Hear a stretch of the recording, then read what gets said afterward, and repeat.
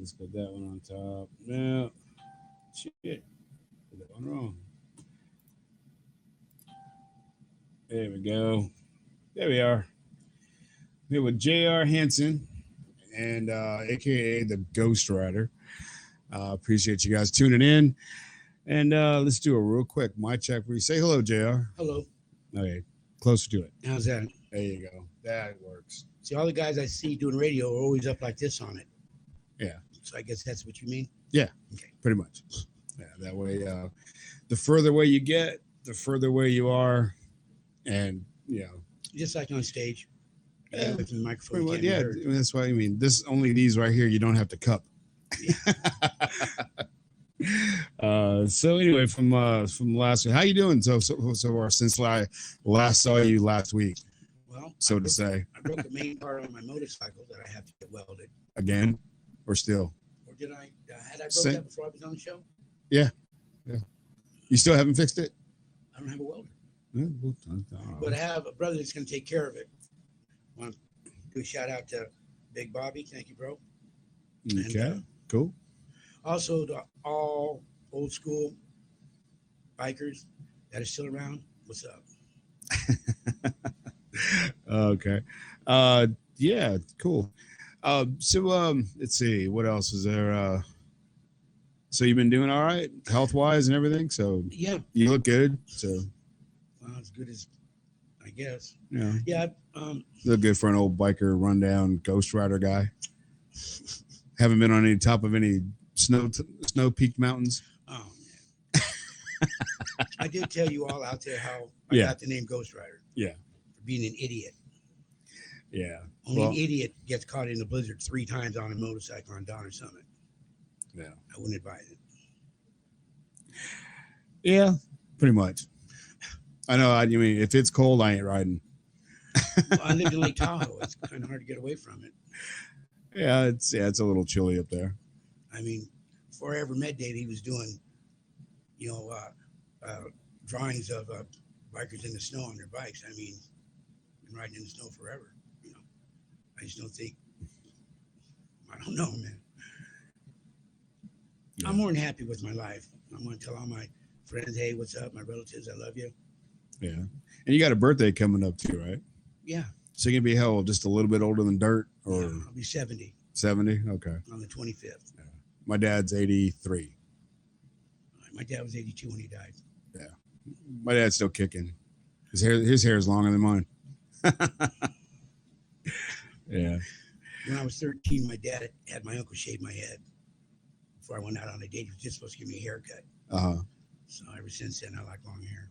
Yeah. So since last we spoke, you showed me some pretty old magazines from Into the Wind.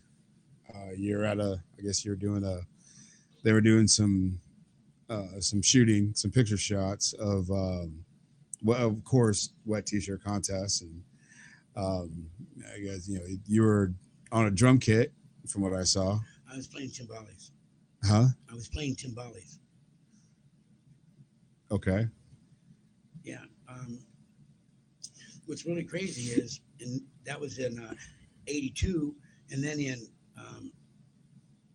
97, I was in an Easy Rider March issue, me and my band, Armed and Dangerous, and I'm playing the same timbales.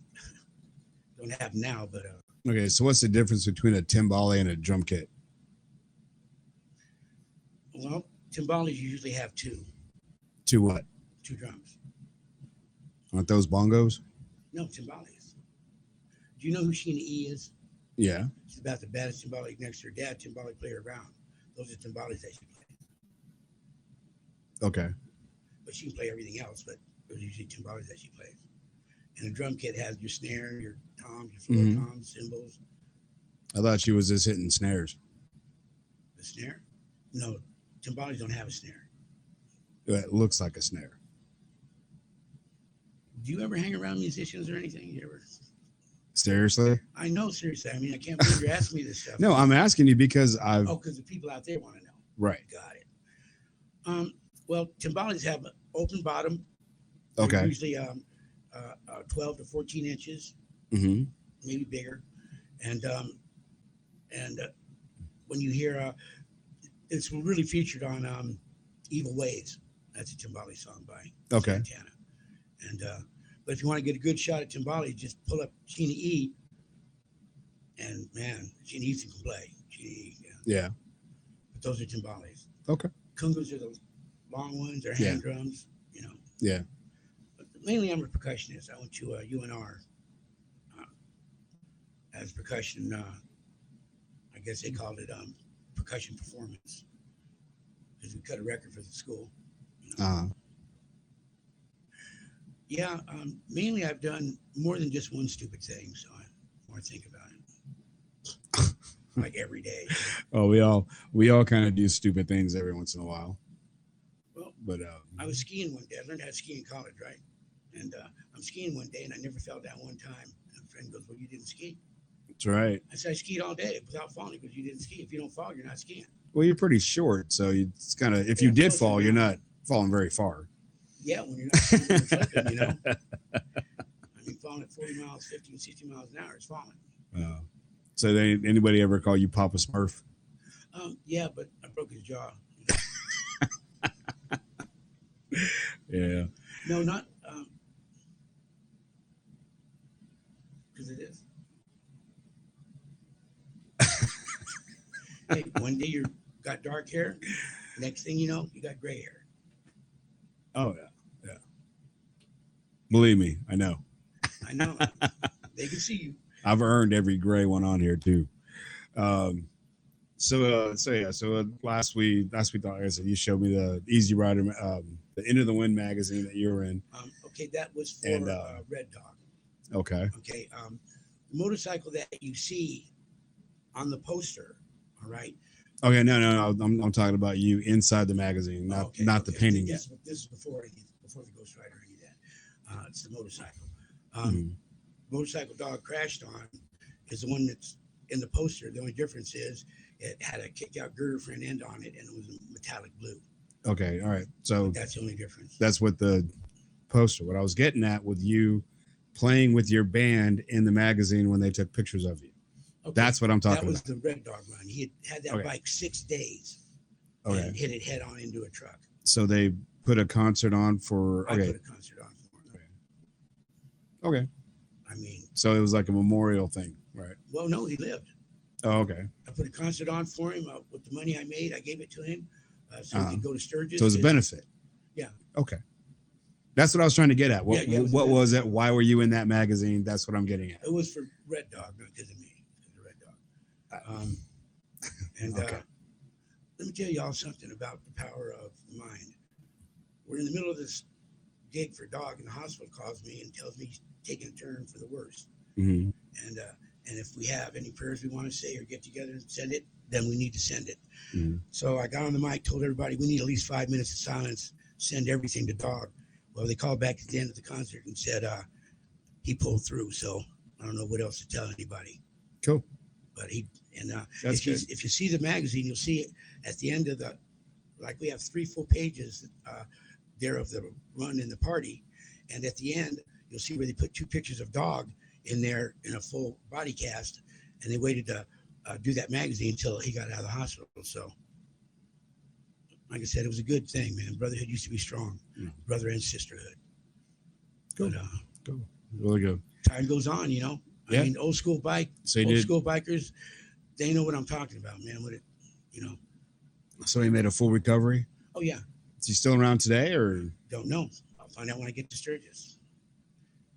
See, he's born and raised in Sturgis. His name's Daryl Hemingway. We call him Red Dog. Okay. And all you brothers out there know exactly who I'm talking about. Sure. So if he's alive, I'm sure they do. Yeah. For those of you that are in the know and stuff. I mean, I've ridden before, so I do ride. I've never been patched or I know a lot of patched bikers. And they're people just like anybody else. I mean, there's nothing. I mean, the only difference is they live by their own rules and do their own thing. They live by their club rules. Mm-hmm. If you got a patch, you don't live by your own rules. You live by the club rules. Well, they make the rule. I mean, that's what I mean. It's their own code. They have their own code. that they live by. So it's always interesting. It's a very different lifestyle. Um, some people agree with it, some people don't, and it's just all, for me, it's just to each his own. If you want to do that, you can. You're not. If you guys are listening from Facebook, you can make your comments or whatever. There was a comment that I read from last week's show. Let me see if I can pull it up here. I won't be able to pull it up on the computer, let everybody see it. But what I can do is see if I can pull it up here, because I just read it just a little bit ago. Let's see here. It was from your niece. Your niece put that down. I also got to. Hopefully, we can get a new sponsor. Okay, so before I read that comment, I want to give a real quick shout out to Rich Green Coffee from the band Bullet Boys. He makes a brand of coffee. You can get it for $19.99 over at through PayPal. It's pretty good. From what I understand, it's pretty good coffee. They have medium, double caffeine, blueberry, bourbon pecan are available. You can pre-order it. Ships Thursday, July 20. Anyway, if you want to get it, you could, just type in Rich Green Coffee. That's RYCHE Green Coffee. I'll get it's on my it'll be on the Rev Radio group page and it'll be on all the pages. Wherever you see Rev Radio Vegas, it'll be on there. We'll try and push this product for the guy.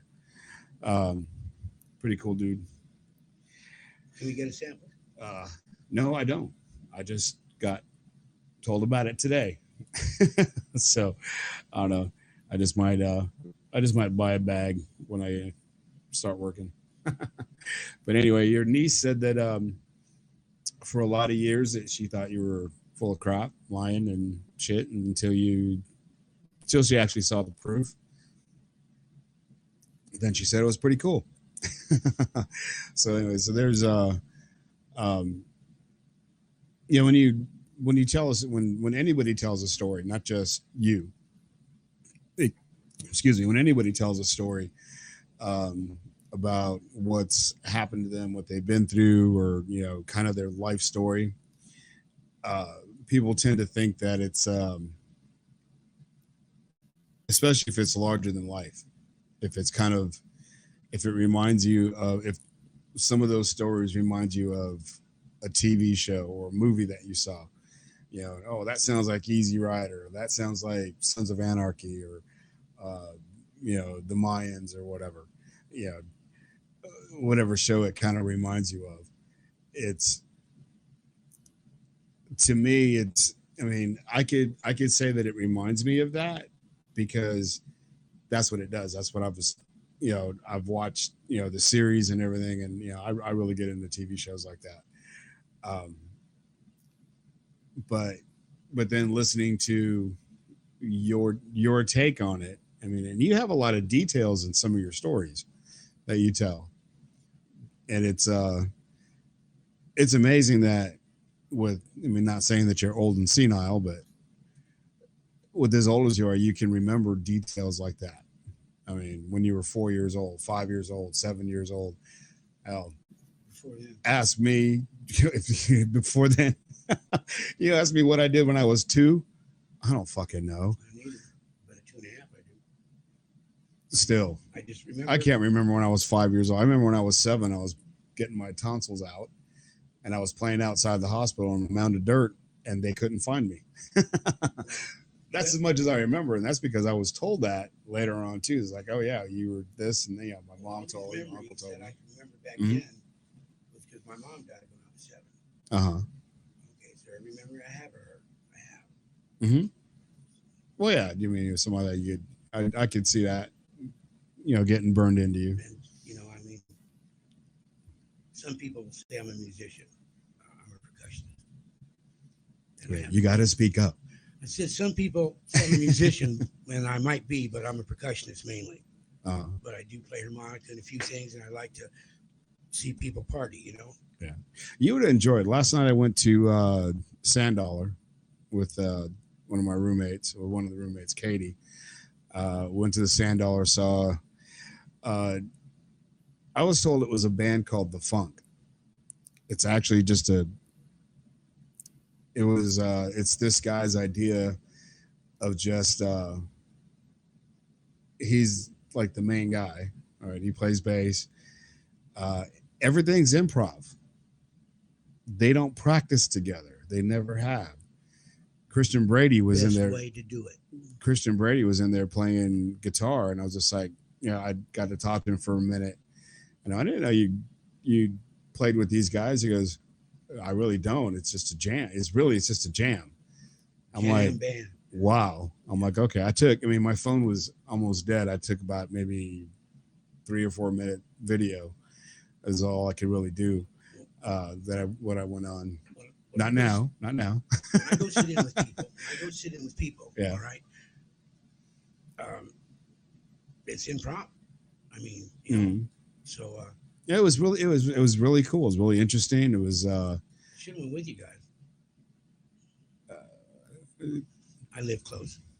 Yeah, but you don't ever answer your phone, and I didn't know what it was. I thought I was going to go see a band play, sit down, enjoy, listen to them. And then everybody was playing. They had violinist that was on there. They had a couple of saxophone players. The percussion and keyboards, those guys didn't stop. The drummer didn't stop at all. Christian was up there playing his guitar. I forgot the guy's name. When he was up there, he was playing his bass and doing that. Sang a little bit. Was it black dude? Yeah. Was this old lady playing keyboards? No, it was a dude playing keyboards. Big black dude. No.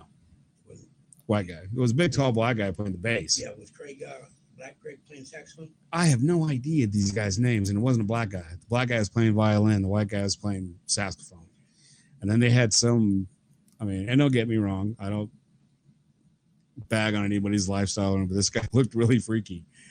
He had like prison sandals on, a man bun, looked like one of those really old-time hippie guys, and the guy was like maybe in his 20s.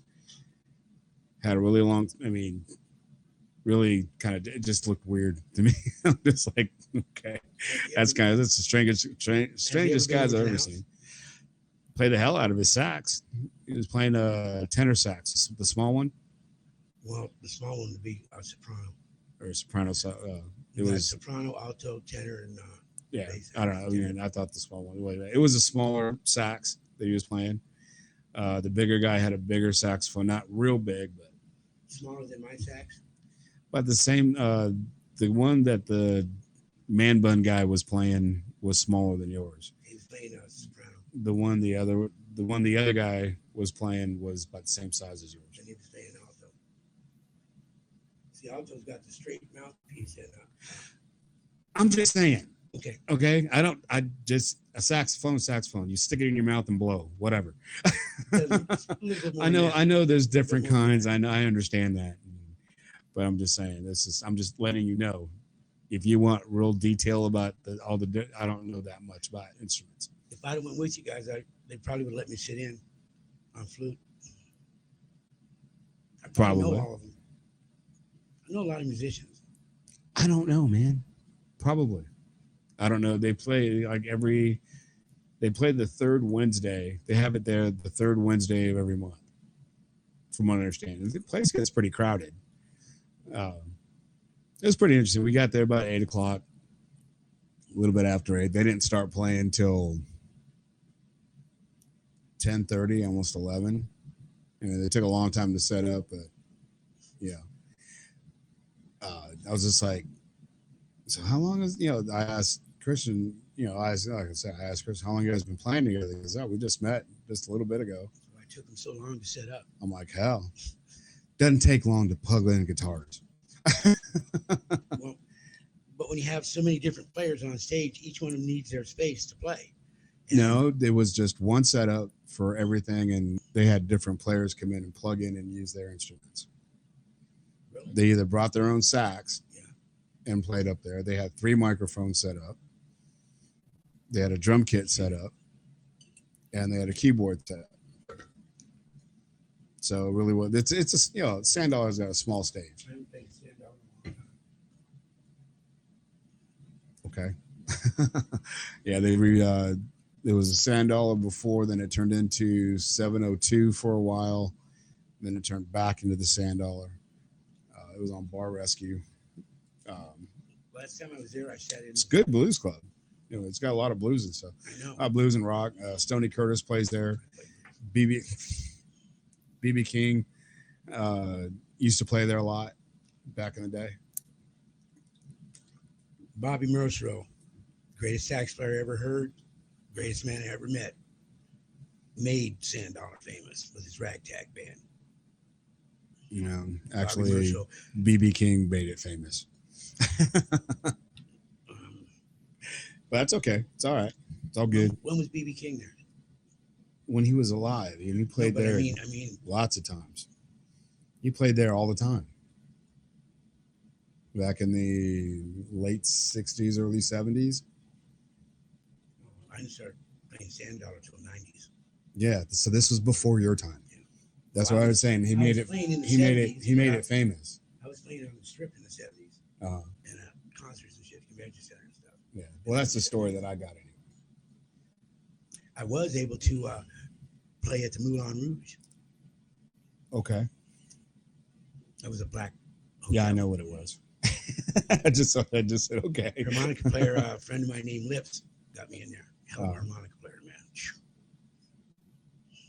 Yeah. There's so many good musicians that are washing dishes or out of work. I mean, it's ridiculous. And I see these guys that think they can play, and I go, I know dishwashers play better than you. Well, it's the way musicians are. You could tell some people are musicians are a dime a dozen, so to speak. But when you find the real good ones, are the ones that really don't flaunt or say that they're good musicians. They're like, if you talk to them and they can be really badass, they just go, yeah, I'm okay, I get by. They stay kind of modest a little bit. I was talking to John Zito a while back, and I was like, man, you're just amazing, just the way you play. And I've seen him shred, I've seen him play through broken strings and everything, and it still sounds badass. And he was kind of just, oh, thanks, man, thanks, and I appreciate that. And just kind of, kind of roll a little down. Really shy guy about it, but it's crazy when you see people that are so talented. Mm-hmm. And they don't realize it. Well, they realize it. They just don't want to.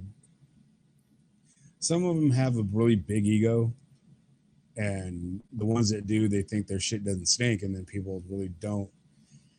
They're like, yeah, okay, whatever. You think you're better than what you really are, or you're really that good, and that's great. But then you could have a real shitty attitude, and no one's going to want to be around you. You stay humble and you stay appreciative, and because without the fans, musicians wouldn't be where they're at. When they do make it, and it's all because people listen to their stuff, they go to their shows, they buy their merch, they buy their music. Because of the people is the only reason. Hey Kim, how you doing, sweetheart? A musician can make it. Yeah. Like you said, without fan base, you're nothing. Right.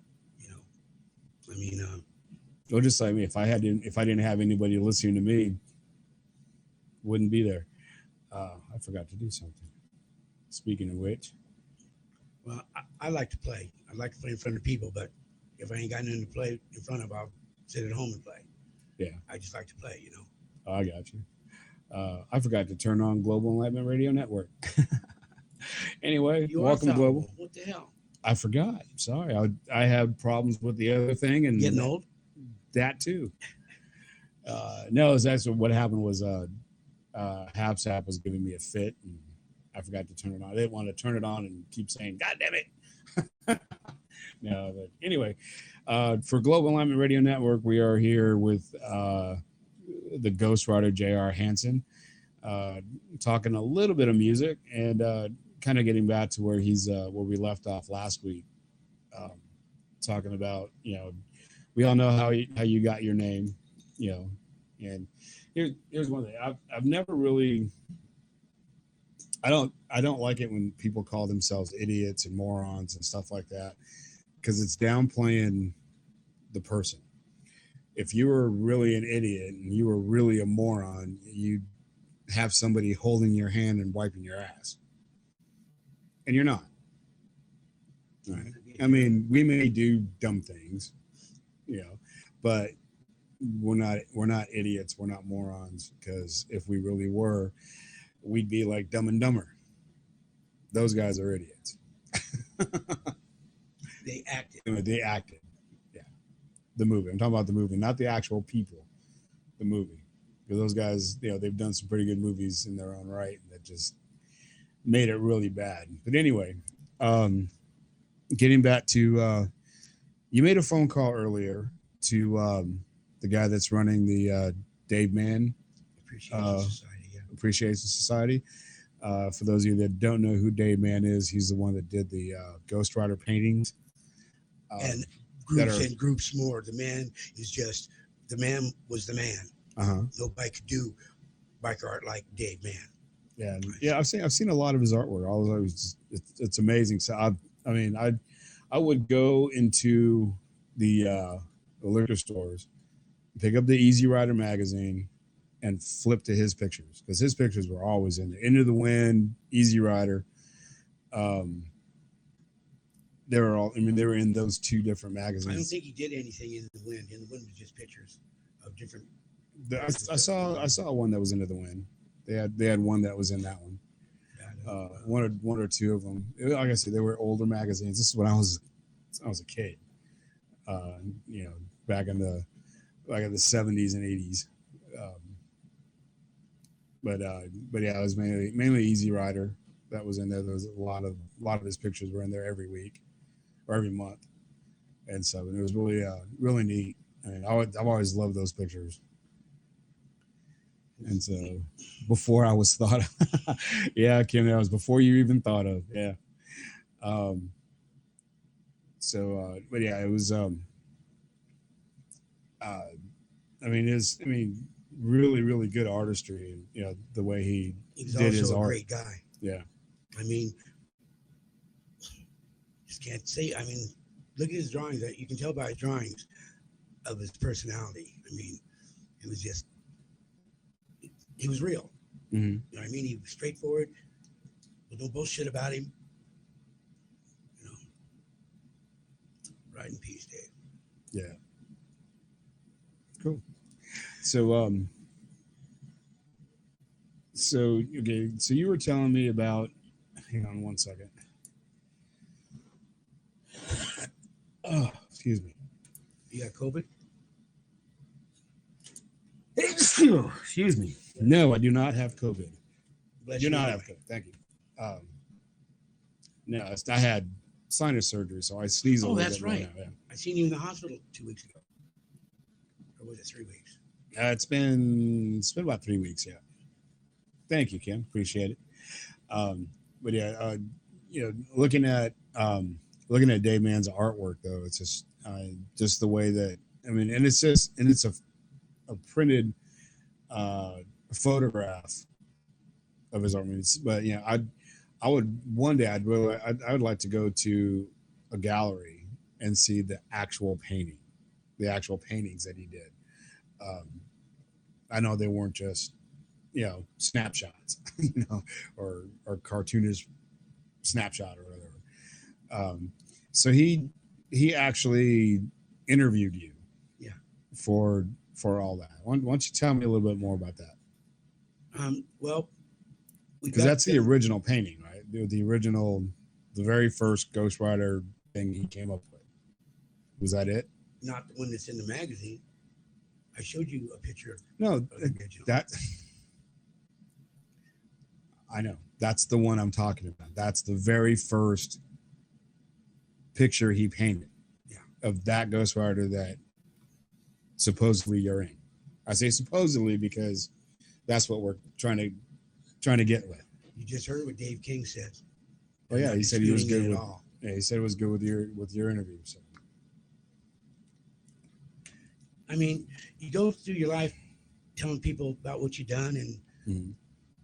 what you'd like to do and things like that. And if the stories are a little far out there, well, that happens. Mm-hmm. But unfortunately, there's so many bullshitters out there that it makes it tough for anybody to believe anything about anybody. So, right. Steve's given me a chance to verify this because I am who I am, man. Sure. And I did want to say one thing to everybody that rides motorcycles.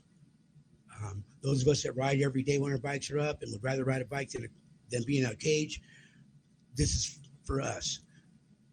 No matter what club you're in, no matter what you're doing, we all worship the same thing, and it's that motorcycle.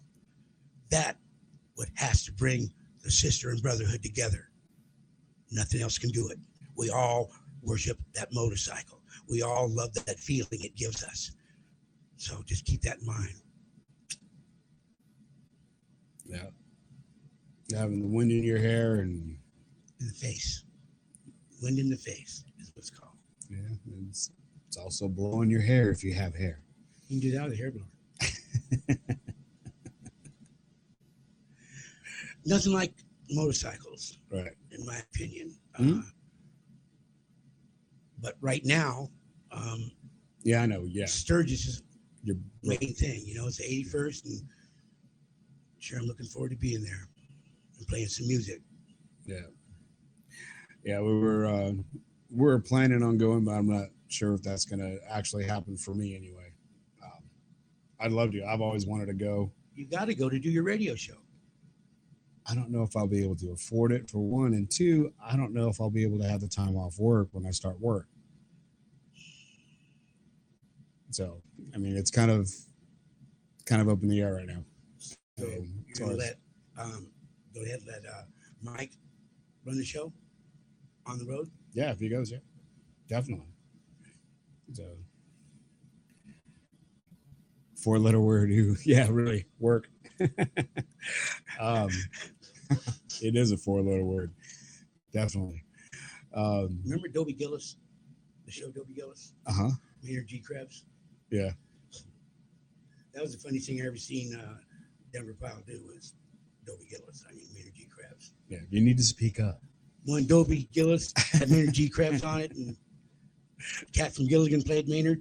Yeah, and you'd say word. I mean, it was a dirty word to him, you know, but he was playing a beatnik. Sure. That was before hippies.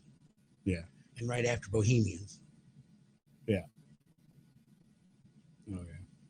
Yeah, it's I ain't having to keep telling you that because I'm looking at your levels over on this side, and I've always told whenever this might seem really, and I'm not being rude. I'm really not. Whenever you start lowering your voice and you're talking low, and your voice trails off, to me, you're just talking shit. I'm trying to figure out why that happens, and it must be that when I'm trying to say something else comes into my mind, and I just trail off. Yeah. Well, remember, that was your job to keep me on track. Stay focused. That's why I keep telling you, speak up, get closer. Okay. No, it's no, this is, I mean, I like having conversations like this because it's it you know, to me it just brings out people, right?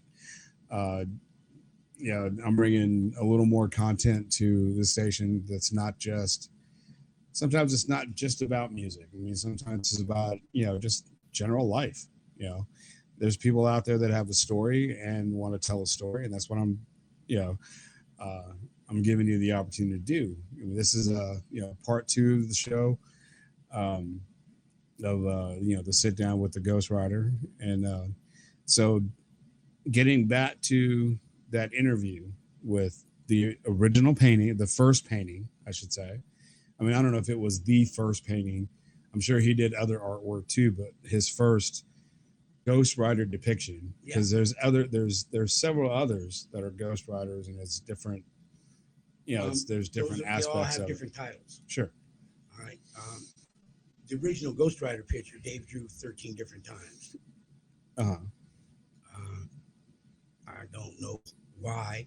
Well, I do know why, but there's different versions of the Ghost Rider. I mean, the original one that I saw was the guy on the bike with the Pony Express guy riding in the sky. He's not a Pony Express. I suppose I don't That's know. my interpretation. It's a dude on a fucking horse. Pony Express thing. Had the hat. The hat was folded up in there. That's Pony Express. Okay, because he's riding fast. See, I always thought he was too. That's my interpretation. But when I saw a gun on his hip, I had to question it because Pony Express weren't allowed to carry guns through the Yes, Indian they Nation. were. Not through the Indian Nation, they weren't. Yes, they were. Well, they hit him. They had him on their hip. All the time. Well, I'll know for sure when we go to the surgery. I'm going to go to Crazy Horse Memorial and ask what I'm saying is Sprague, that the Pony Express, they all carried weapons. They had rifles, they had pistols, because they were riding, they were carrying mail, and it was the Wild West. Everybody had a gun. Especially the Pony Express, because Pony Express carried that not only did they carry mail, but they also carried payroll and everything else like that. Way back when. But anyway. How many guns did the Pony Express carry through the Indian Nation? Are you gonna do that right now? Seriously? Well, let's get on with the story here, because I'm not gonna sit there and just and go off track. Right. Okay. I'm just saying that's what was depicted in my interpretation of it. Okay, if I'm wrong, and that wasn't it, maybe the Day Man Society could call up and say no, it was like this. It wasn't a Pony Express guy. It was just a cowboy on a fucking horse. See, because he does one called Pony Express. Yeah, I know. Dave told me that. Dave King told me that. Yeah, that was one of the depictions of the Ghost Rider, right? No. Okay. That was I was just looking to see how much money they were making, 100 to 150 a month. Pony Express. All right, we're off that topic. Stay on track. Stay focused. Anyway, come on, old man. I'm at home. Dave comes to my house up in Kings Beach. I really didn't know who he was because I was hanging with a dude named Dave West that was a artist also. But he came in, said, "Hey, what's up, man?" Said, "I'm Dave. Want to talk to you?" Blah blah blah. I showed him my motorcycle. Told him my favorite. He asked me what my favorite colors were. I told him Earth colors. We just had it was cool. I mean, I didn't know who he was. Okay, that's how ignorant I'm not. I didn't know that was Dave Mann.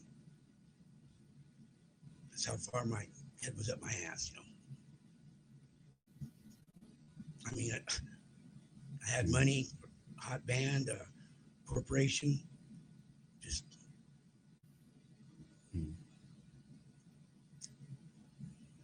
But, so,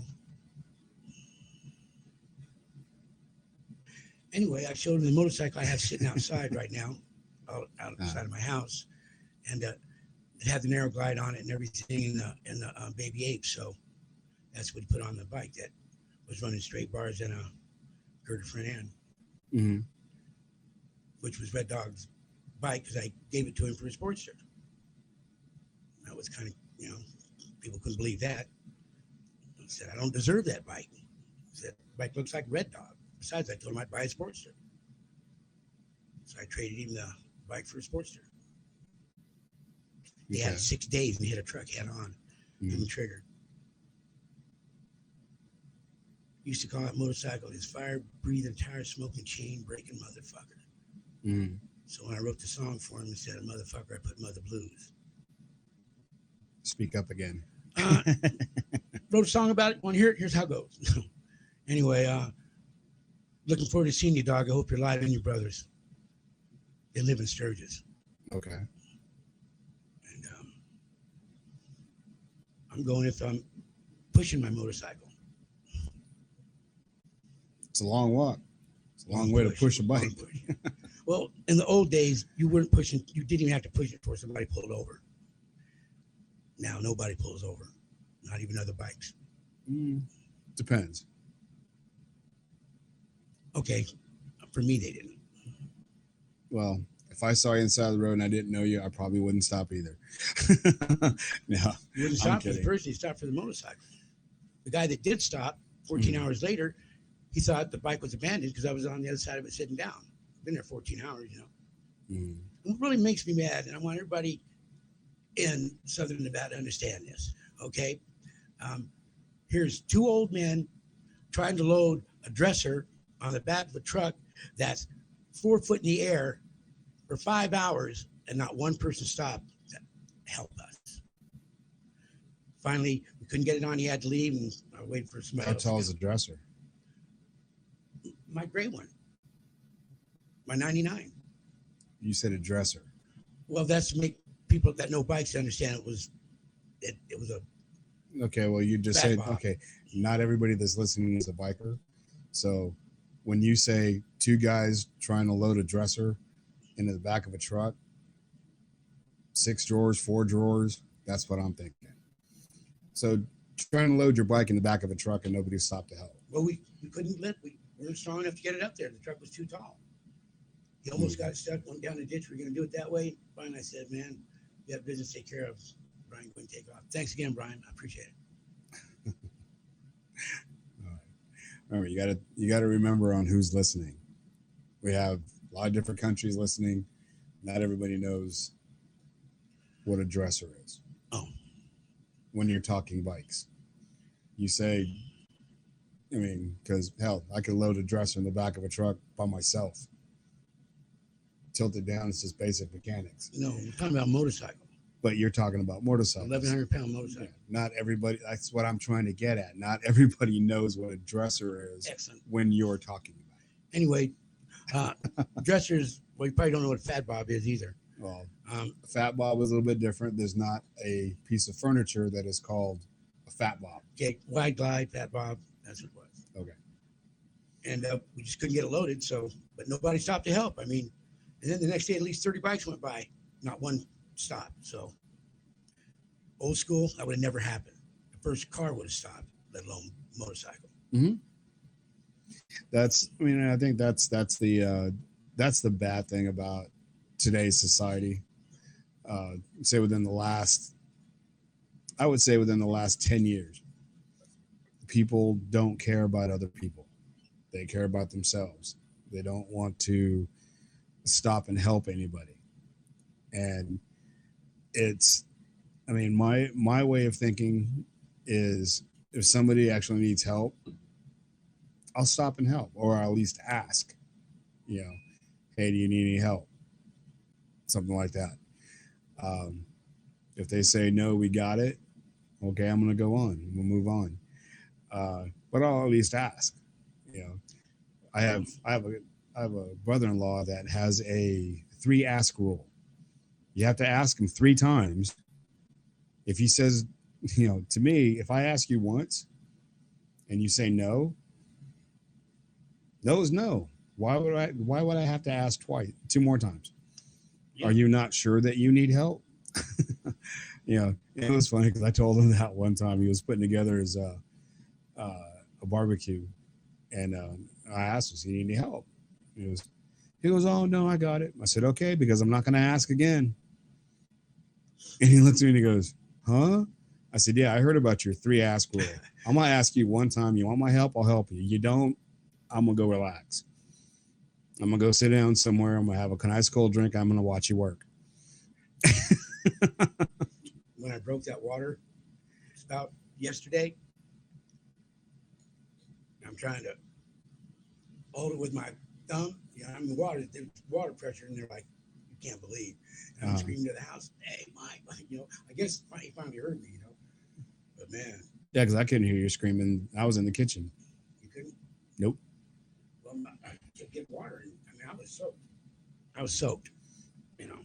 But we got it fixed. I won't get into that because I know what I know what was said before that too. So Yeah, but right now, if I wouldn't have done that, it wouldn't be fixed. We wouldn't be able to use it because it wasn't usable the way it was. yeah. Anyway, Now it's all fixed, nice. All the hoses are hooked up, no leaks. cool. So it took you fucking it up to get it fixed. Well, don't fuck it up. Okay, I'll fuck it up. Yeah.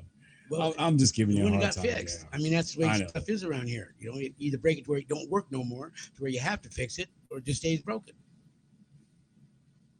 Yeah. I'm not saying I don't like where I'm at. I love it here. Shout out to the east side. What's up? I know things are tough over there. Just keep your heads up. Keep the drugs out of your system.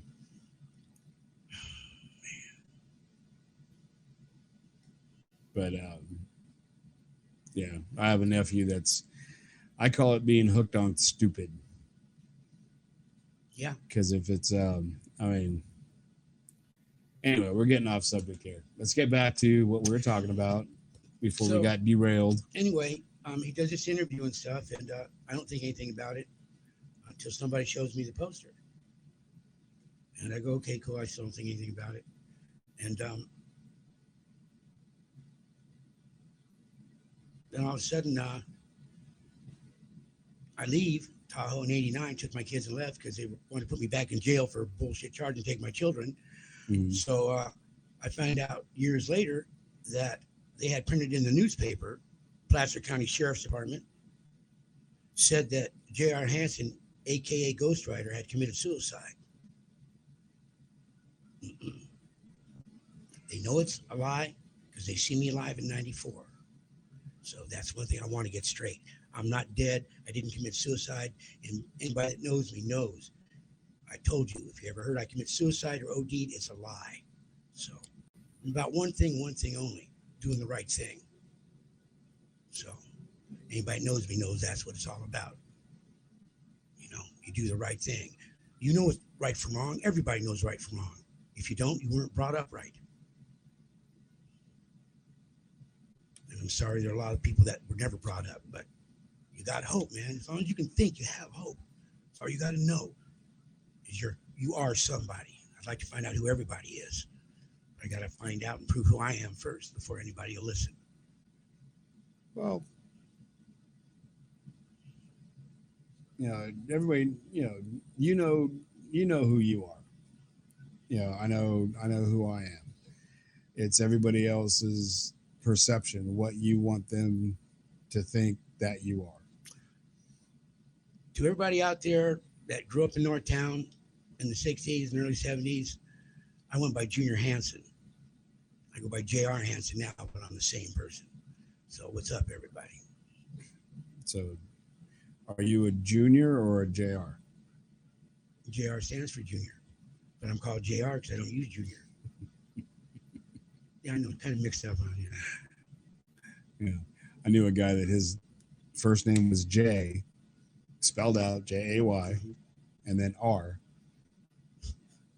And everybody called him JR because that was his name, JR. Well, it tripped me out because when I changed my name to JR, all of a sudden you got Dallas for JR Ewing. I'm going, oh, this is great. Every time I say JR, people, Well, it's like JR Ewing was also junior. His dad called him junior all the time. That's what JR stands for. That I thought was junior. It was just the J and the R, the abbreviation for junior. But your past is, everybody says don't worry about your past and quit living in the past and quit thinking about the past. But your past is who you are. No, past is not who you are. The past is what made you who you are now. Yeah. I mean, that's. Yeah. So your past is important. Yeah. Past is important. Past is important to where you learn by your mistakes or learn what you did in the past. I mean, that's why we read up on history to know what people did back then so we don't repeat it now, if it was right or wrong. I mean, well, if it was right, then okay, this works, so let's repeat that. Yeah, but the history always doesn't tell the truth. Depends on which point of view you're coming. You're right. Well, white Yeah. people's history and Native American history are totally different. Right. Exactly.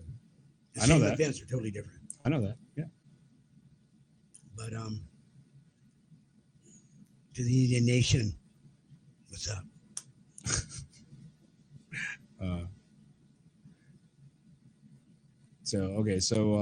So back with so you didn't know Dave Mann, who you didn't know who he was at all. Just some guy comes up and says, "Hey, I want to interview you." He didn't say that. He just, because you told me it was an interview. I know now it was, but I didn't know it was then. I mean, I didn't know why he was asking me all this stuff. I mean, you got to remember, I had a lot of money. I was, things were going just off the hook for me. My head was in the clouds, man. I didn't pay attention. You know me, man. Come on. Can you imagine me with a lot of money? No. So, no, I'm kidding. Well, no, you know me. I mean, you're right. telling Yeah. the truth. Well, no. Just I find it strange, a little bit strange that people don't know when they're being interviewed. When somebody says, "Hey, look, I want to," they give you their idea, and then he's asking specific questions about you and your bike. But I didn't know he was Dave Mann doing this. You understand? Because I had people. I was in the news all. I mean, this was a regular thing. I and you didn't bother to ask, well, who are you and why you want to know all this stuff? Because that would be one of my first questions. So if someone came up to me and go, "Hey," and start asking me all these questions. The only thing he really asked me was what my favorite colors were. I told him earth colors, and then I showed him my bike. That's not an interview. That's just somebody asking a question. But that's the only thing he asked me besides, what I thought, and I mean my hospitality with him and everything. I mean. Yeah. Like I said, I'm not trying. I mean, I'm just trying to get. I'm just trying to get an understanding of what was what. I didn't know what it was about. All right. I just barely found out that the truckers had named me Ghostrider. At that time. This was in 1983. Yeah. That's when they named me Ghostrider. Okay. When they told me. Okay.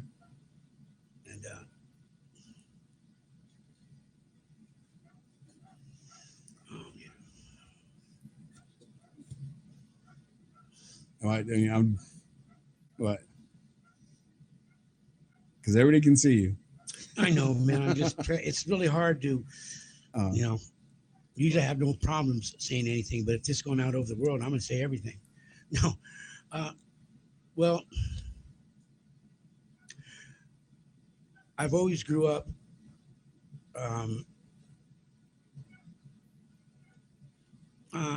I support my local red and white. Okay, all clubs are cool, but we all have one thing in common. But I'm a product of the HA, man. I'll tell you the poem one of these days. But I support my local red and white. I'm just not club material. It takes a special person to be in a club. That's all I'll say on that right now.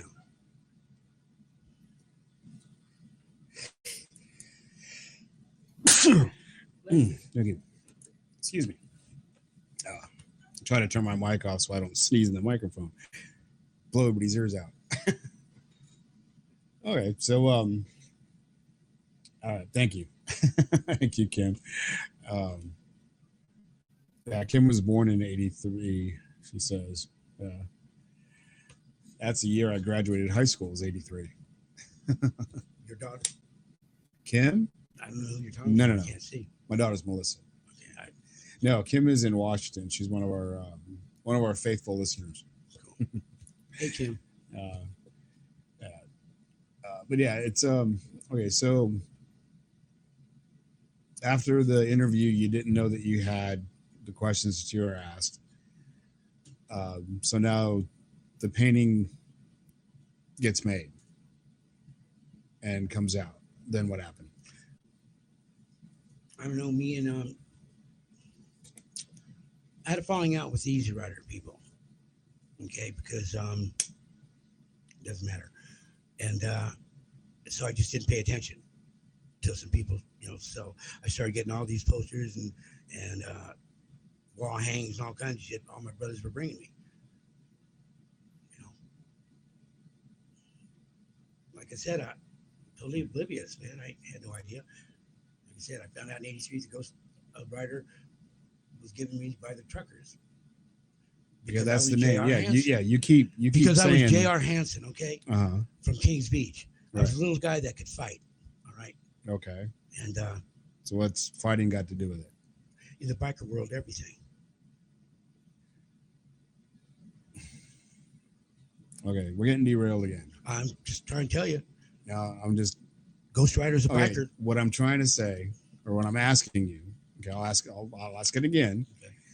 After the painting was made, all right, then what happened? Okay, I know you're totally oblivious. People just started giving you shit.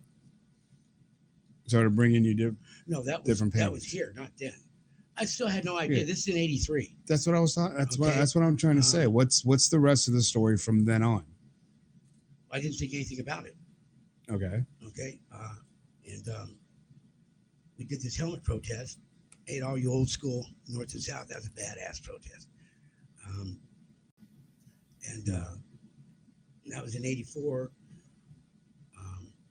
In '85, I think I did a concert for some people, world concert.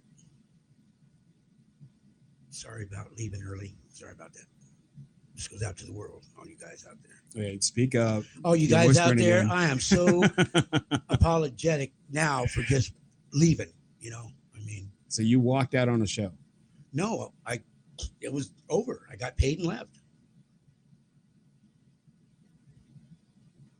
Last thing I said was you walked out on a show. That was the last thing you just said. Said you're apologizing for walking out on a show. Not walking out on a show, not hanging around and partying after the show. Okay. Because what you said was you walked out on a show. No, I didn't mean to say that. Okay. That's what I'm trying. No, I did not walk out on the show. Show was over. Okay. And that's what a lot of bands do that.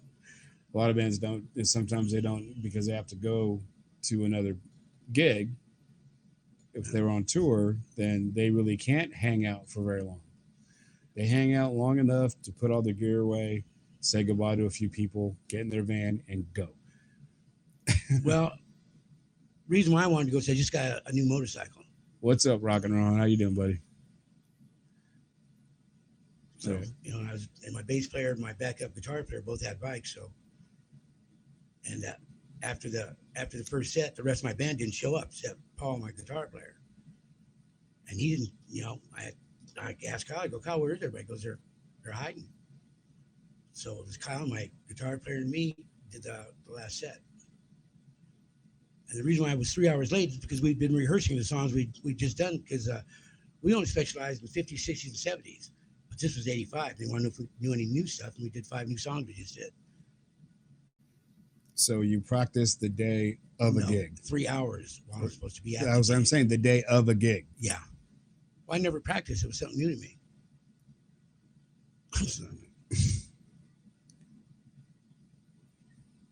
Okay. I don't get it, but okay.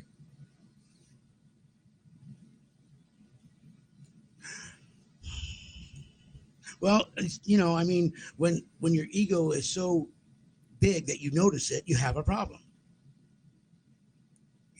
And okay, so ego and professionalism don't go hand in hand. So egotistical, I mean, my band had the name the Bunk Band. Mm-hmm. I'm just trying to get the whole story going, And so, but the last bunk band I had was in '93, going into '94, and Bobby Merceau was in it. For all you that remember, was that a badass band? Yeah. Didn't live very long. I ended up going to work one night, not coming home for a year.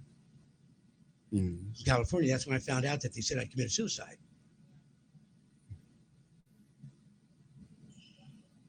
Okay.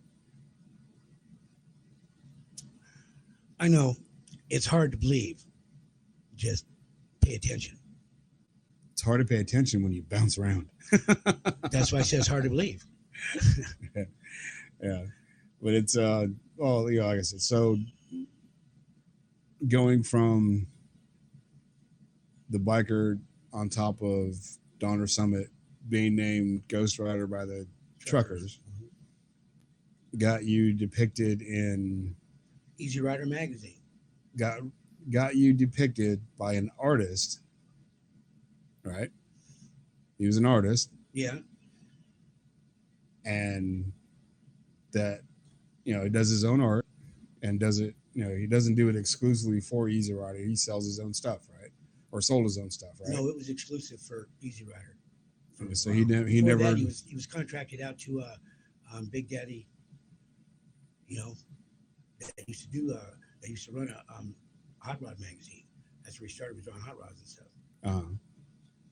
The man can draw anything. I mean, Right. So there's none of his stuff in any art gallery. He's an artist that does paintings. His paintings he should be in the Guinness Book World Records because he's drawing more drawings than anybody.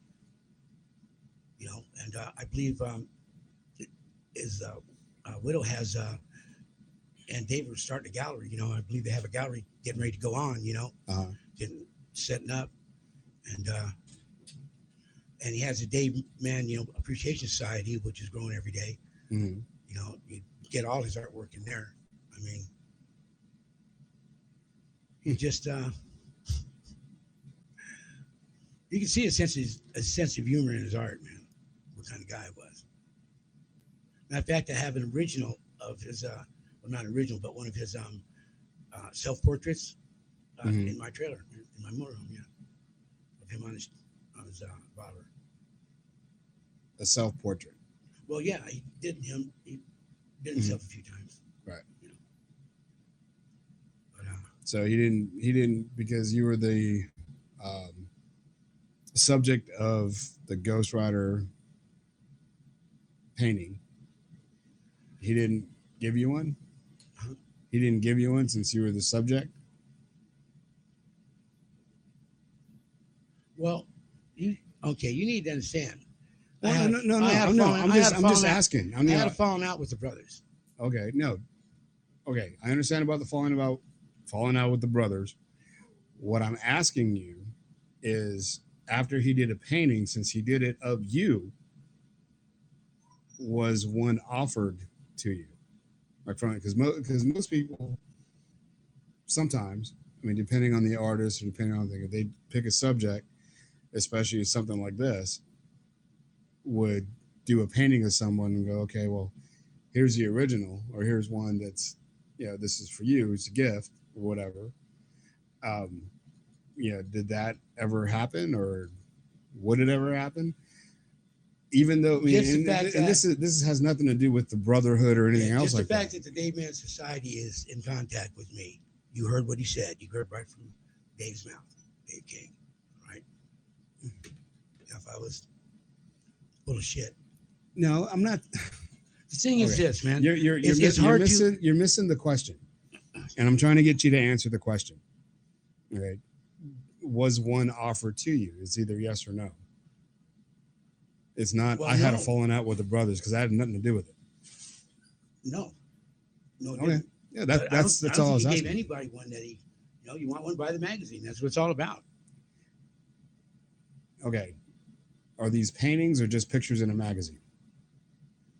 I don't know what the originals are. I'm sure. Originals should be. If he's an artist, should be. He's an actual painter. When we get done, I'll ask Dave.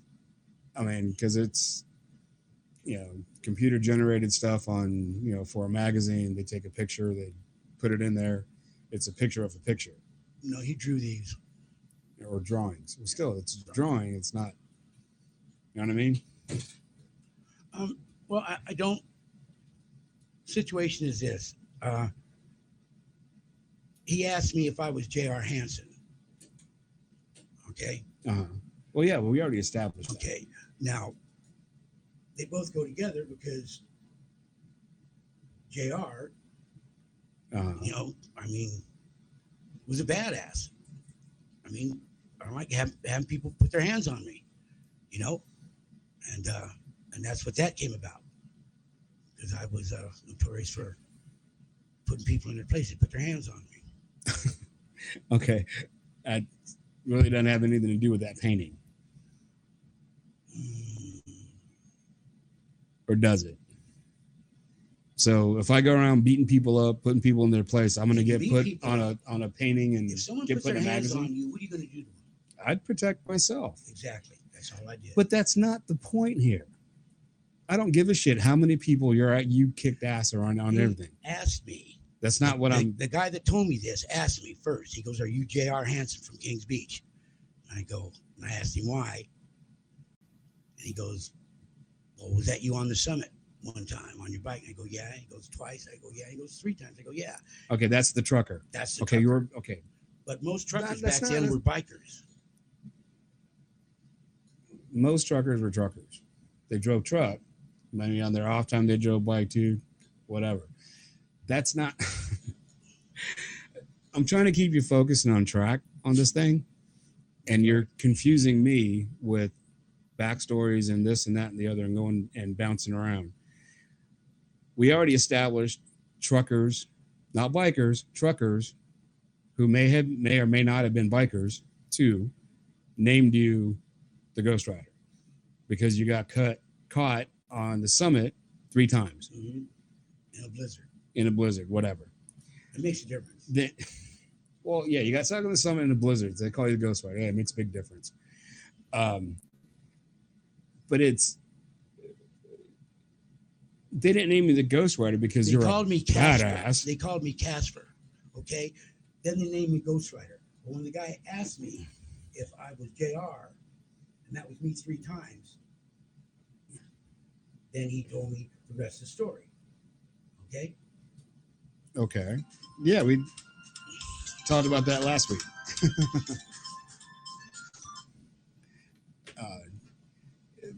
But what I'm getting at, okay, we're getting to the painting.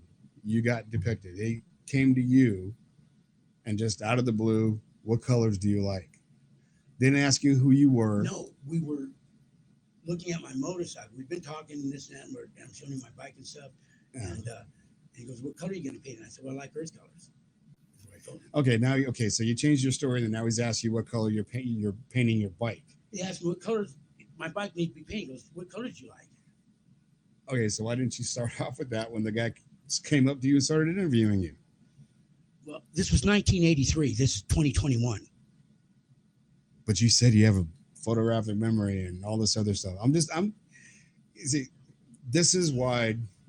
That's when he. This is why I get kind of frustrated with you sometimes. About my colors is when I was showing him my bike in my room, one of my rooms. Okay, that's when he asked me about the colors. What color are you going to paint? What colors do you like? Okay, but you didn't say that. You're saying it now, but you didn't say that then when you were telling me that he came up to you and was interviewing you. Oh, you just came up and started asking me what colors I like. You didn't say that you were going to go paint your bike or that your bike needed painting. See what I mean? Well, now you're changing your story a little bit. Well, it's not changing the story. It's just remembering how it really happened. When he asked me about the colors when we were in my room, I was showing him my bike. When I asked you about the interview and why he came to you, it's because of the Ghostrider thing and that the truckers did. Because right? I didn't know that. Okay, here's how I got the idea for the painting. I told him about a song I wrote called 20th Century Outlaw, how we come riding in on horses and leave on bikes. Okay, that's where he got the concept from. Okay. So you got the concept from a video you wanted to do. Yeah, I told him all about it. And you didn't know who he was? I didn't know who you were the first time I told you about it. I mean, I didn't. You don't understand. No, that's why I'm asking these questions, because I'm trying to understand. Okay? Because you're telling me 3 different things. Okay, at the time, I was living the dream. Okay? Yeah, you had a bunch of money. And when you're living the dream, it's hard to think about anything else but your damn self, which is wrong. That's why my dream changed. You know, I mean, I fulfilled my dreams. I just want to see people fulfill theirs. That's all. I mean, I'm going on 70. Got 2 motorcycles outside. Going to be riding one of them in a week or so, going to Sturgis. hopefully with some musicians that know how to play. But if they don't, I know there's going to be plenty there that know how to play. Okay. So, okay, I'm kind of getting at a loss for things because you're jumping too much and you're not staying focused, and you're changing your story a little bit. You're adding more, taking away. I just want to get it right. Okay. You're telling this story, and I don't like looking like an asshole. Believe getting me, you to you're get not the story look straight. like an asshole. You just sound like an interviewer that wants the truth. Right. Okay. I'm trying to give you the truth as best I can remember it. When you asked about the colors, I told you I didn't remember.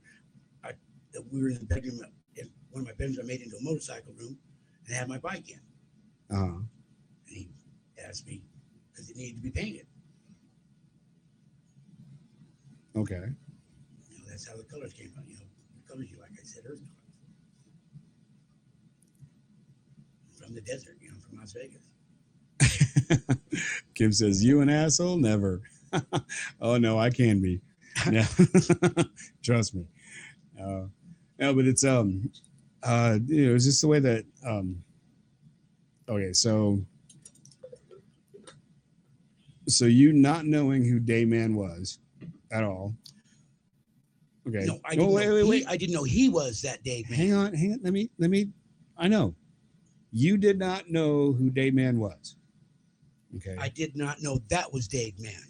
I knew Dayman was a painter for Easy Rider, but I didn't know that was him. Hang on. That's what I'm saying. Okay, no, I didn't.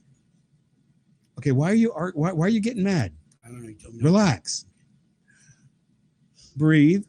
All right. Chill out.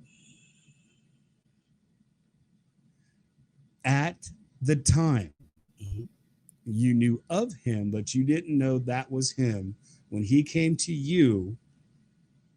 And okay, did you start talking about the video before or during that time? That interview when he came to you and you were talking in the bedroom with your bike in there, and your bike needed painting, and he asked you what you were going to paint it and what colors you liked. Yeah, well, that was about the bike, but the thing is, it's hard to remember exactly what happened, because people got high back then. That doesn't make a difference. You're telling me this story, and you want me to believe this story. Okay. I want you to believe whatever you want to believe. Well, no, I'm just telling you what happened. And hey, I want to believe you, but what you're saying isn't really believable because you're not telling me the whole story. You're telling me, okay, well, I remember this. Well, I got high at the time, and I didn't know you. And I don't know. Maybe you were talking to fucking Jesus Christ. God, I don't know. I wish. I don't know. Nobody knows. Only you know. You were there. I wasn't. Okay, I was in high school in Southern California, 1983. And what were you doing? In high school in 1983. Can you remember? Yeah, I was playing football and wrestling. I did too. Yeah. Baseball also. Didn't like baseball. They don't play in the rain. It's not a sport. Anyway, that's not the point. You don't wrestle in the ring either. I mean, you wrestle inside, so it doesn't matter if it's raining or not. You wrestle rain or shine. I was 160 pounds wrestling in the 180, 185 weight class. Yeah. But anyway, enough about me. This is about you. This is your story. So you knew of Dayman, but you didn't know at the time you were talking to Dayman. No, I didn't. Okay. Did you tell him about the video, your idea of the video before or after you met him? Or you were talking to him at that time? We were talking, I talk a lot about music, and I was trying to get this video done. And I said, what do you think of this concept? Okay. And then so that was before he was asking you about the colors of your bike. Before I took him in to see my bike. Okay. We were in the living room. So same day. Yeah. Okay. He only came to my home once. Okay. That's what I'm trying to get at. I didn't know if this was a week-long process. uh, I'm doing great. Just relax. I am relaxed. God damn it. No. I'm just trying to get the story straight for all you guys. It's okay. So you let somebody you didn't know into your house, right? All the time. Right. Okay. So that's fine. I do too, to a point. I mean, I'm careful who I let in the house. And I'm sure you were too. Maybe, maybe not. Maybe you just didn't care, and that's just the way life goes. Because if you wind up not liking them, you just shoot them, right? Or kick their ass. Not me. Only time I'm gonna lay hands on you is if you put hands on me. Okay, you're kind of getting out. I mean, Okay. I'm trying to just for the sake of argument. Okay. So you let this guy come in. You didn't know who he was. You give him you're talking music, so you ask him what he thinks about this concept. So, and then that went from there. You showed him his bike with your bike that needed painting. He asked you what colors you liked and what you're going to paint. I guess what colors you're going to paint your bike. What's your favorite colors? And I said earth colors. That's all. Okay. So, and then from there, after that, where did the conversation go after you told him the earth color things? Did he say that he had an idea of a painting, or give you any clue what he was thinking about, or what?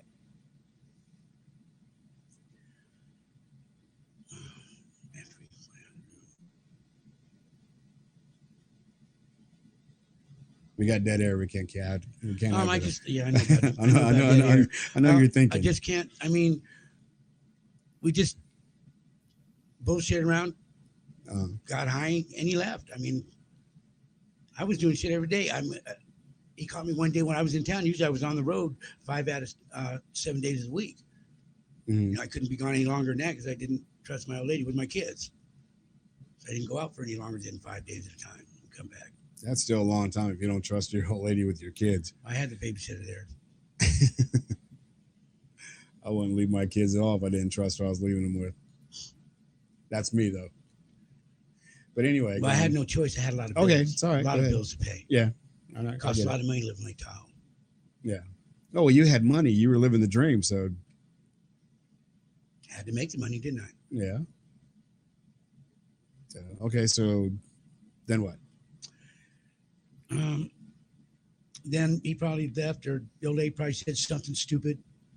And I'm not talking about your old lady. I'm talking about with David Mann. I just never thought about it again after he left. Okay. That's what I'm trying to get at. I mean, your old lady and the other thing, that doesn't matter. Story is about the Ghostrider and the painting and David Mann, you and Dave Mann, and what happened with that. Everything else is irrelevant. Yeah. Okay. So you just never thought about it after that and just went on just with your daily life after that. Well, yeah, I mean, my daily life was just daily life. One big party. Okay. You know, I had a good crew. Mm-hmm. You know, I had my secretaries were excellent. Everybody that was taking care of everything.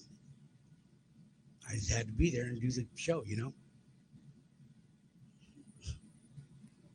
That's some really good players. Okay. You know, I mean. So is there any recordings that you've done? Since we're going to get into the music thing now? Well, okay.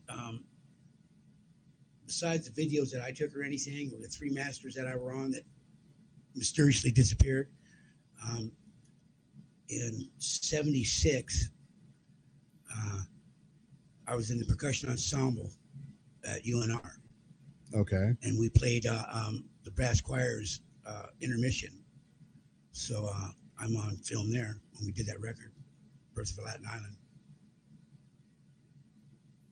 Okay, I'm sure you call the FBI and get all kinds of that's why why would I want to call the FBI?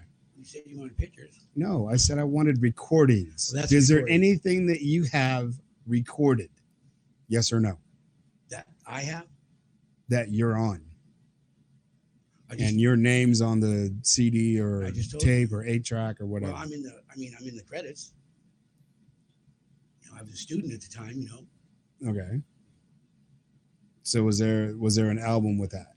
Because I know albums were big back then. Yeah, it was an album. School album. Matter of fact, it did pretty good. It sold out twice. But I think they only printed 2 copies. No, they had it printed again. It sold out. It did really good. Okay. Me and my instructor co-wrote the song called "Birth of a Latin Island," the song that we played live. Speak up, please. Said me and my instructor co-wrote "Birth of a Latin Island." It's a song we recorded. Okay. For the brass choir intermission in, I believe, '76 at UNR. Okay. And for those of you that don't know what UNR is, it's University of Nevada, Reno. Yep, Wolfpack. Wolfpack, yeah. Okay. So lately, all the so after that, okay, with this band that you toured with and showed up late to shows and missed shows and all that other stuff, did you guys ever record anything? Just videos, but don't know where they are. I've got all kinds of. Okay, so you never went into a studio and did a recording. I did a tape recording, but not a video recording in the studio. I've been on 3 masters, 3 different masters. This is what I'm trying to ask. That I dubbed in, like they were already done. I just came in and put the dubs over them. All right. So you're on a recording somewhere. Oh yeah. What was it called? Or do you know?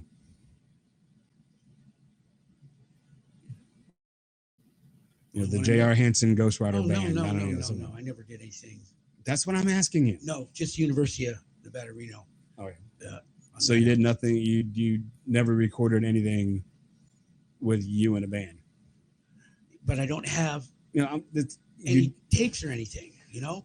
That means you never recorded anything. You just played live and that was it. Yeah. That's what I'm asking you. Yeah, I just played live, but I told you that I was in the studio 3 times. Okay, being in the studio, recording 3 times means you have something on recording. Yeah, somewhere somebody does. That's what I'm asking you, and you're not giving me a straight answer. I told you I did 3 masters. All 3 of them mysteriously vanished or were stolen. I never got to hear them. Never seen them. So there's no proof of it. There's no actual proof that you actually did that, except for your knowledge. Yeah, unless you hear it or see it, you know. Okay, that's all. I'm not trying to get upset or anything. I'm just trying to get a straight answer from you, because you always dodge answers. Okay, I know most bikers never give a straight answer because they don't want to be nailed down to anything. Well, then you know.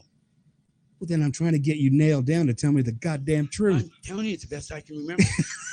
You know, I mean, I can't tell you everything till I ask you. Well, no, no. You can tell me what I'm asking you, because this has nothing to do with that other life. Okay. I think it's on a video, and it is an album. Okay. That I did for the school. I recorded a tape for Joe LeChue out of Carson City. Don't know what happened to that one. Then we did a master out in Genoa. I don't know what happened to that one. And then I think I did one here in Las Vegas. I don't know what happened to it. Because I know I've seen pictures in the magazine you showed me. That was Easy Rider, right? Or Into the Wind? In the Wind and Easy Rider. Okay. In the Wind 10. And I've seen you play there. Because you showed me that's my truck, and this is the chick that went to the Wet T-shirt concert. And that's me playing. I get it. So I've seen you do that. So I've seen that you were in there. People took pictures of you. You were playing at a park. Didn't really see a whole lot of what was going on around it, but I'm sure there was a lot of people there. I was just the 3 chicks doing tit shots and all the crowd behind them. That was there. No, that's what I just said. Okay. Well, I think 4 people showed up. I knew them all. Yeah. Well, there wasn't very many pictures of the crowd from the stage to there because you guys were ground floor or on the grass. Well, they were featuring us. Yeah. I get that. But yeah, what I'm, so now, okay, so let's fast forward a bunch of years. You still play. You play harmonica. I've seen you play the saxophone. I don't give a fuck what tenor it is. It's you blow, okay? It's an alto. Whatever. You play the flute, the skin flute, or the flute. No, you play the skin flute. I don't play this. I don't play any instruments. I know that. I don't play any instruments. I know. That's why I do we let you hang sound. around. I'll do sound. I'm fucking with you, okay? So you play the flute, play the harmonica, okay, or the harp, as they call it. Mainly, I'm a percussionist. Okay. Yeah, I've heard you play the drums or the percussions, I guess you can call it. And you keep pretty good time. When you do your wind instruments, you get short of breath a lot. No kidding. And you can't keep up. And you really don't smoke cigarettes. No, I smoke a lot of pot. Cigarettes are worse for you than pot is. But you see, I'm getting better. I had a good win yesterday, man. Mm-hmm. It's a lot easier when you're playing with somebody that knows how to play. Yeah. It always is. Well, not really that knows how to play, because you can know how to play and not keep time. You need to have someone to play with that can keep time, that can keep a straight beat. Actually, just someone to keep time would be nice. Someone that keeps a straight beat. Mm-hmm. I get you. But yeah, it's let's see how long we've been on now. Just trying to keep things rolling and stuff.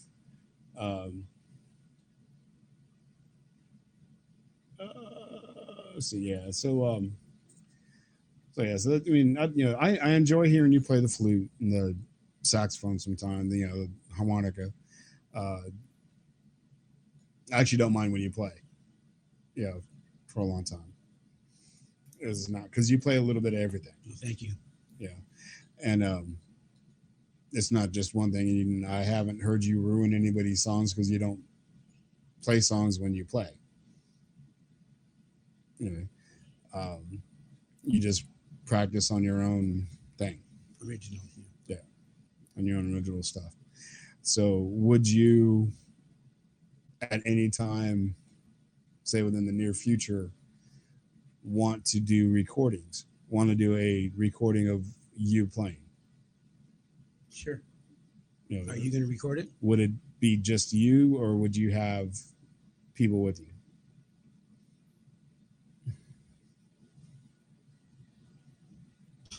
What about Adam?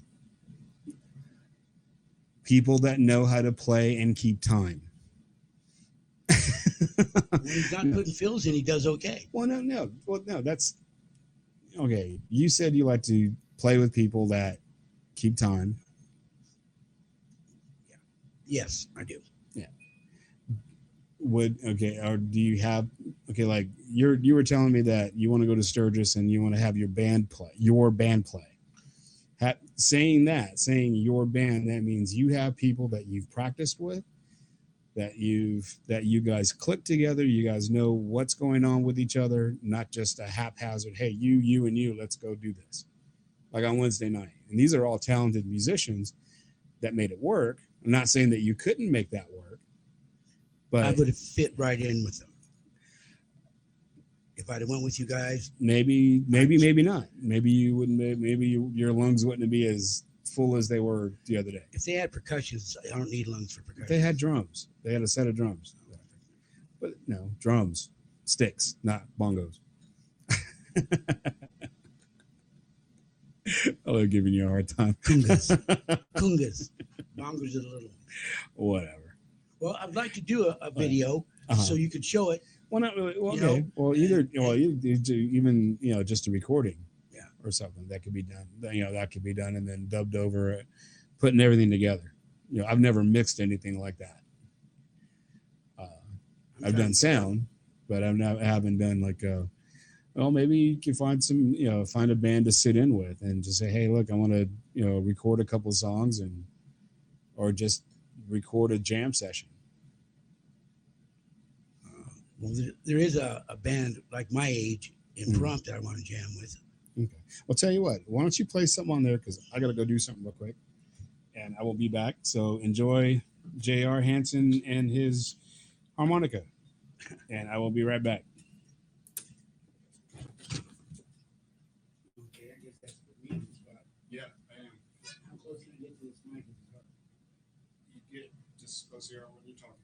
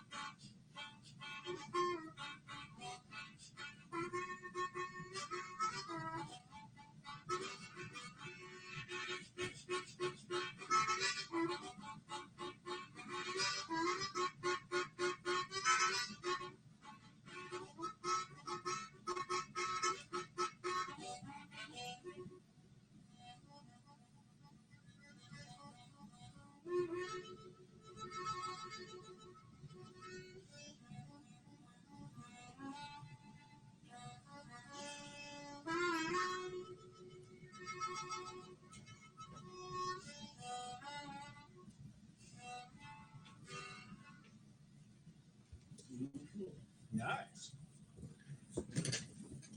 The main man is back. Pretty good stuff. Thank you. Thank you. Sorry about that, guys. Whew, I feel better now. Hate it when it does that, especially in the middle of a show. No man can wait till after it's over. You know, when you get older, you can't wait. There you go. Yeah. Sign of age, man. Damn. Yeah. And I'm just 56. A lot of people don't know that. Shut up. You just turned 51, didn't you? What? 50? No, I'm 56. 56. Oh, shut up. You big fucking baby. Because she's on the air. Yes, you are. You're a big baby. This is Taurus, everybody. The biggest baby in the West. And quit laying in the middle of the road, Taurus. Yeah. Dumbass lays in the middle of the road. He's a very sweet puppy. He is. He's a very sweet dog. But he's such a baby. You can't pick him up without him crying. You can't leave him by himself without acting like a little big baby. Aren't you, Taurus? Aren't you, Taurus? You're just a big baby, aren't you? Yeah. Oh, well, we love you. Yeah, we do. All right, get out of here. Yeah, I am looking to put a band together. Could use a bass Uh-huh. player and a guitar player that sings. Get a hold of Steve. Yeah. So in other words, this guy needs everybody. No, just a bass player and a guitar player to start with. It's kind of hard for you to play harmonica and drums at the same time, though, right? I can do that. No problem. Oh, you have one of those little neck things and little tambourines on your knees? No. The How you bass gonna drum? play drums with tambourines on your knees? Man. See, he knows absolutely nothing about music, but he wants to be in the music world, so we'll let him hang around. No. You ever seen the one man band? Yeah. He's got a big bass drum. He has cymbals on his knees that he claps together. Yeah, that's a long time ago. That's what I was talking about. Yeah. So, yeah, I do kind of know a little bit about music. History, anyway. Yeah, just a little bit. I know what I've seen. There's a few people out there do one-man shows that are really good. Oh, yeah, definitely. Yeah, not knocking it at all. I was just wondering if you did that. I used to when I was younger. Well, I did a thing called the roadie. I'd set up all my equipment and, complain about how my kids got a hit song and I have to be their roadie. And they didn't even pay me for the last time I set up and this and that, which was before I had kids. And then So you were just talking about yourself? Well, I would play everything. Uh-huh. And I was able to get a band back together. That'd be kind of hard to do a song if you played everything and you were doing a live show. Not if you're on a loop. If you're on a live show. Did you finish? Did you hear the rest of my? Yeah. Stuff? If you're doing a live show. If you're doing a live show and you play everything, so you have to start off with the guitar, put that down, pick up the bass. No, you want to start off with the drums, put the beat down. I'm just saying, doing everything by yourself, it's kind of hard to do. Yeah. And at this age, it's impossible. You would have me rolling. No. Like I said, this has been a sit down with Jr Hanson, and I think we got the whole story here. It's been a lot of fun, and actually the video came out pretty good this time. Didn't look like we're underwater because I think nobody's on the internet right now, so we got everything going to ourselves right now. But anyway, thanks for sharing and getting your story out there. And I know there's a lot of things about your story that you can't or won't say, which is fine. I mean, there's parts of my life I don't want nobody to know either. And that's fine. I mean, we all have our secrets. There's things that we've done that we'll take to the grave with us. I did an interview one time with my uncle. I was in the 6th grade. And I did I was in junior high school. I was in 7th grade, 7th, 8th grade. I did a interview with my uncle who was in World War II. He was a tank commander in Africa. He fought against the Desert Fox. Fought against Rommel. He a World War II vet. I asked him all kinds of questions, and he answered me as best he could. Last question that I asked him, and it's really funny because everybody that has interviewed my uncle for a World War II paper that they've done in either high school or grade school or whatever, they all end with the same question. I was one of the first ones to do that with my uncle. And the last question I asked him was, do you know how many people you killed? Because there's some people that keep track, there's some people that don't. His final answer to me, and that was the last question that I asked him. The last thing he told me, he goes, that will die with me. I've never told anybody, and nobody will ever know. So that right there, I mean, I left that to my own, and he let me do my own interpretation of that answer. Either he didn't kill any, or he killed way too many that he cares to remember. But he wouldn't tell me either way. That'll die with me. And he took fingers and ears. He didn't even tell his wife. That was my aunt. But years later, my cousin had one of another cousin from the opposite side of the family did the same thing, or one of the kids from church or something did the same interview with him. And because I recorded the interview and also wrote the paper on it. And I kind of went, my teacher told me I went above and beyond the project that I was given, because we were all given a project, and, it's okay, we're doing a thing, you guys write something about World War II. And I had a World War II vet in the family, so that's what I did. But I got to, I read the guy's paper, and and we had the questions and the answers. He had everything all written down. And the last question was the same question I asked my uncle. I said, everybody asked that question. And he gave the same answer. That will die with me. I'm like, wow. And last time I got to talk to him before he passed away was because he was a joker. He was a joker his whole life. He was always joking around. Probably the best example of a quote unquote Christian that I've ever seen. He lived the life. He taught the talk and walked the walk is what he did. But he never shoved anything down anybody's throat. If you want to talk about it, fine. If not, fine. But he did what he did, and he'd always fall asleep in church. Because I sit next to him, we both fall asleep. But no, I mean, it was just everybody has their story to get out, and everybody wants to have everybody wants to be remembered for who they are and what they've done in life. And I've said this before. It's a quote. It's a cheesy quote, but it's a quote from a movie. But it's actually really true. Is what we do in life echoes in eternity. So if you want your story to echo in life, to have your story echoed, do something that's worth having it echo. The story's not over; it's just starting. My story's about half done. I just can't wait to get to Sturgis and start playing music. Yeah. Well, you can play music anytime you want to. You don't got to just play it in Sturgis. All right. Yeah, it's kind of hard to play here though, because you got to get everybody's permission, and not everybody feels the same at the same time. Well, it's since you brought that up, it's just courtesy. That's all it is. People work, people have different issues, and it says, hey, I'm going to play for an hour. Play for an hour. And I think,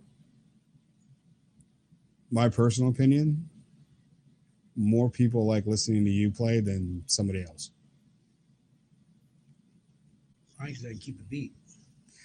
Well, you also don't need to play it at full volume either. I mean, personal opinion.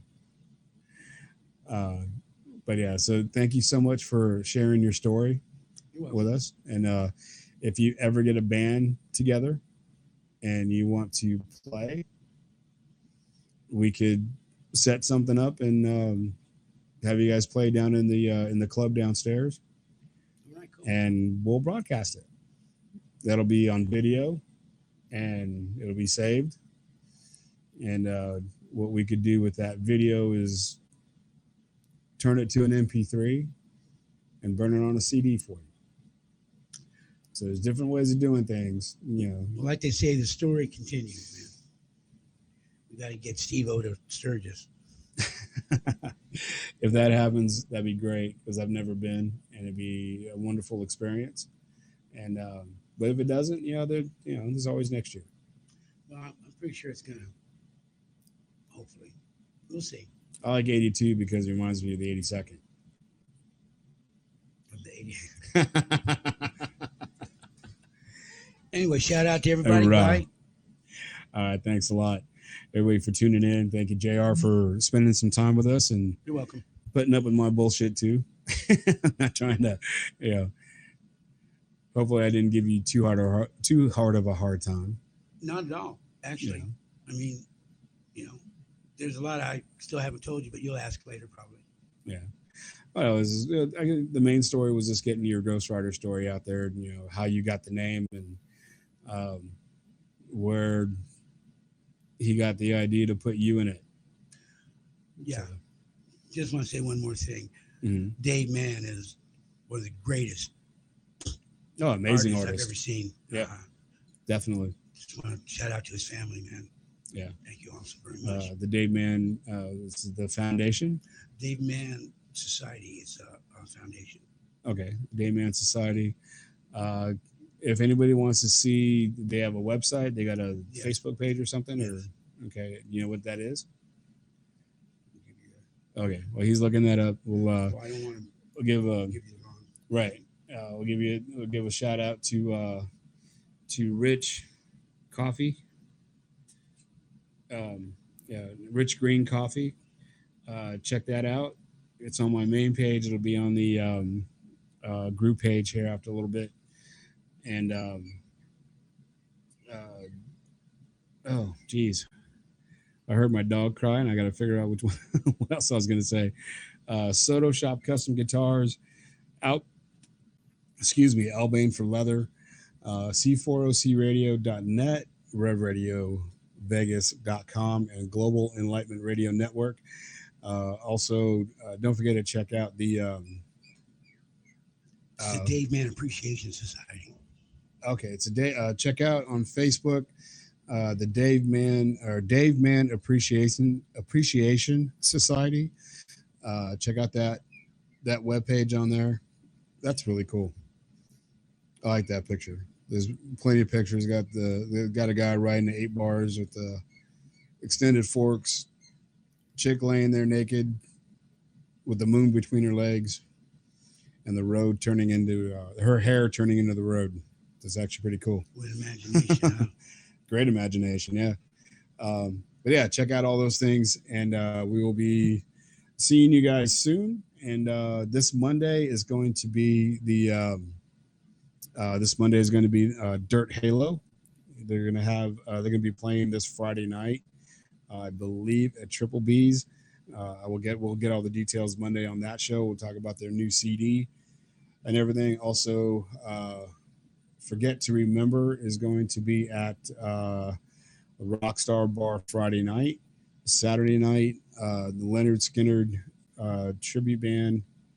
This Friday night is the Leonard Skinner band over in Pahrump at the Bearded Lady. And you thought I was going to say Bearded Clam, didn't you? So at the Bearded Lady in Pahrump. Also, Lit Soul is going to be here Saturday, along with the Tim Saxon band, or Tim Saxon in the room. It's just going to be a solo act, I believe, with Tim Saxon over at the Double Down Saloon.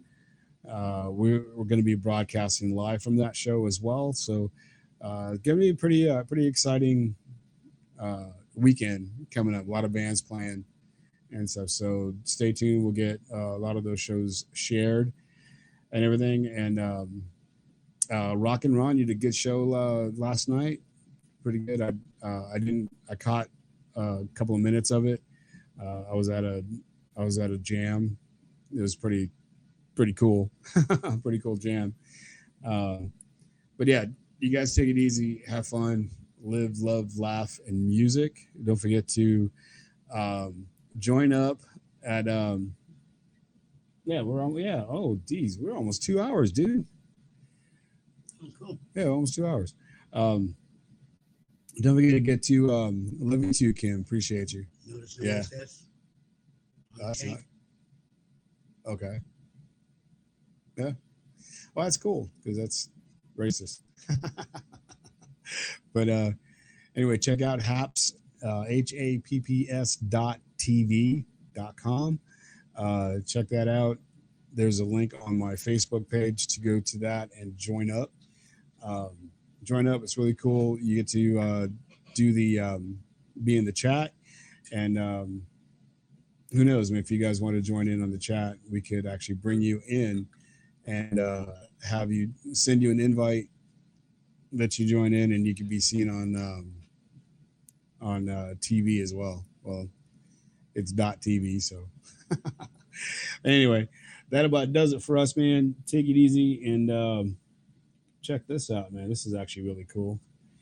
And that right there is our new logo. We're gonna have uh, we're gonna have some merchandise here pretty soon that you guys can get. That's gonna have the two R's, the V, RevRadioVegas.com on there, and we're thinking about doing some mugs, some coffee mugs. Thinking about doing some hats, and of course t-shirts. So all that's coming in the works. And so anyway, we do appreciate you guys, and we will be seeing you guys Monday morning. And Monday morning, I'm gonna have let's see, it'll be a short show Monday, or a late show. I'm not sure which one it's going to be. I might do it later. Well, you know what? I'll probably do 3 shows Monday morning. I'll do 1 show by myself, then I'll have Rose's Essential Gift Baskets on here on Monday, probably Monday afternoon, and then Dirt Halo Monday evening. And then we'll see what's going to happen Thursday. So we'll see. I think we're going to have AU4, no, yeah, AU4U2. It's a new business. So check out au4u2.com. Website's not complete yet, but we're working on it. They do resin items. They do dragons and bikes and earrings and necklaces and all kinds of stuff. So we'll be I'll be doing a little special show with that and getting Tina to explain her business and what she does and what she's going to be doing. She's going to have a booth at Fantastic Indoor Swap Meet. So over in the crafts department. So if you're here in town, you want to come in here Friday, Saturday, Sunday, go down in there. We'll be more than likely we'll be broadcasting from there too. Every once in a while, trying to promote that business and the indoor swap meets. You guys take it easy. I appreciate you guys. Love you. Don't forget to support local music anywhere and everywhere you can. Even though we call the local uprising show the local uprising show here in Las Vegas, there's a local scene everywhere you live. So check it out. All right, take it easy, and we will catch